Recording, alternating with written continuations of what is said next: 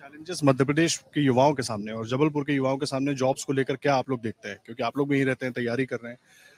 थोड़ा विकसित शहर है, बड़ा शहर है मध्य प्रदेश का, लेकिन उसके बावजूद क्या चैलेंजेस हैं? और जैसे पॉलिटिकल दावे होते हैं कि युवाओं के लिए हम वादा करते हैं, कितना लगता है दम उनमें?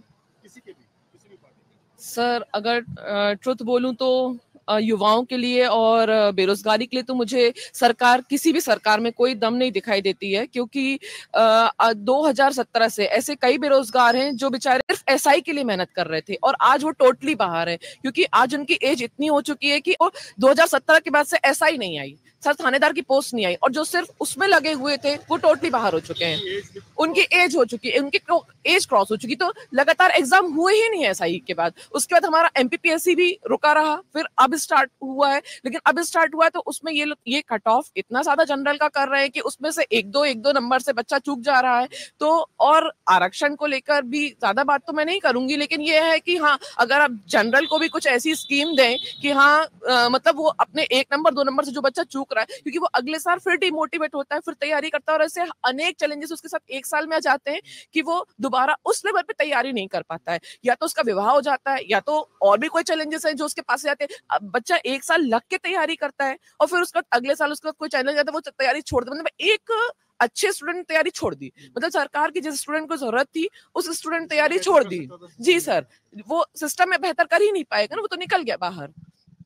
तो यही चैलेंजेस सर, और जो एग्जाम तो खैर अब रेगुलर हो रहे हैं, लेकिन मेरा कहना यह है कि सरकार जो भी हो, आप वैकेंसी प्रॉपर निकालिए, और वैकेंसी जो 2.5 लाख बच्चे फॉर्म भर रहे हैं, सिर्फ 1,000 का सिलेक्शन हो रहा है सर, ये रेशियो भी बहुत ज्यादा कम है। तो इसमें ये बहुत फ्रस्ट्रेशन बहुत ज्यादा बढ़ रहा है युवाओं के अंदर, बहुत डिप्रेशन बढ़ रहा है, जिसमें वो मतलब आदतन हो रहे हैं मद्यपान के और इसके। तो सर ये इसके कहीं ना कहीं मैं जिम्मेदार इन चीजों को भी मानती हूँ, क्योंकि जो बच्चा डेस्परेट होके पढ़ रहा है वो तो सर विजन नहीं है, लक्ष्य नहीं, तो वो भटक रहा है सर, भटक रहा है। तो उससे क्या है कि वो नशीली पदार्थों को, मादक पदार्थों की तरफ जा रहा है सर। तो इसका एक बहुत बड़ा कारण ये भी है सर।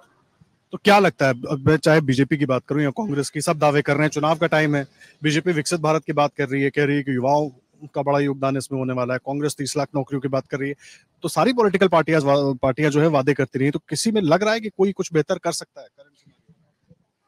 सर देखिए, करने को तो कांग्रेस भी कर सकती है और बीजेपी भी कर सकती है, लेकिन ये है कि करके दिखाने वाली बात है। यहाँ पे सिर्फ वादों से ही किसी का पेट नहीं भरेगा ना सर, किसी का घर नहीं चल रहा है किसी के वादों से।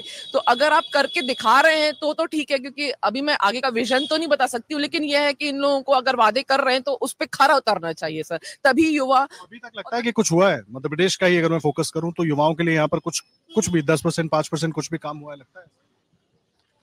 सर पूरी तरह तो नहीं नकार पाऊंगी, लेकिन यह है कि इतना नहीं हुआ है कि जिससे युवा सेटिस्फाई हो, मतलब उसको सेटिस्फैक्ट्री नहीं है उनके कामों से।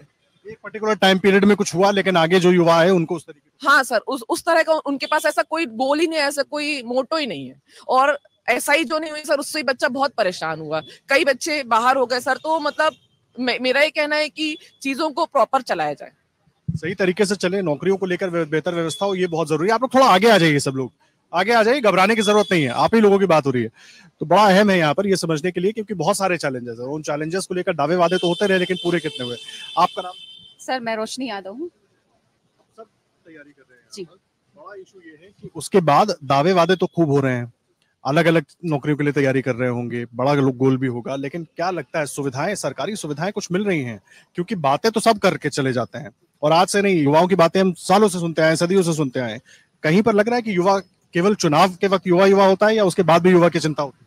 सर मध्य प्रदेश में मेरा मानना है सरकारी नौकरी पाना तो संजीवनी बूटी को पाने बराबर हो गया है अभी तक जितना मैंने देखा है, क्योंकि नौकरियां आती हैं, पेपर लीक होते हैं, पेपर लीक होने के बाद रिजल्ट में इतना लेटापीटी की जाती है, रिजल्ट जैसे तैसे आता है, आरक्षण के बाद ये जैसा मेरी साथी ने बोला एज प्रॉब्लम, 1000 प्रॉब्लम देखने के स्टूडेंट को मिलती है। यही है कि संजीवनी बूटी पालो या मध्य प्रदेश में जॉब पालो। अगर आप ये वीडियो YouTube पर देख रहे हैं तो हमारे चैनल को सब्सक्राइब करें और बेल आइकन को दबाना ना भूलें। अगर आप Facebook पर ये वीडियो देख रहे हैं तो हमारे पेज को लाइक करें।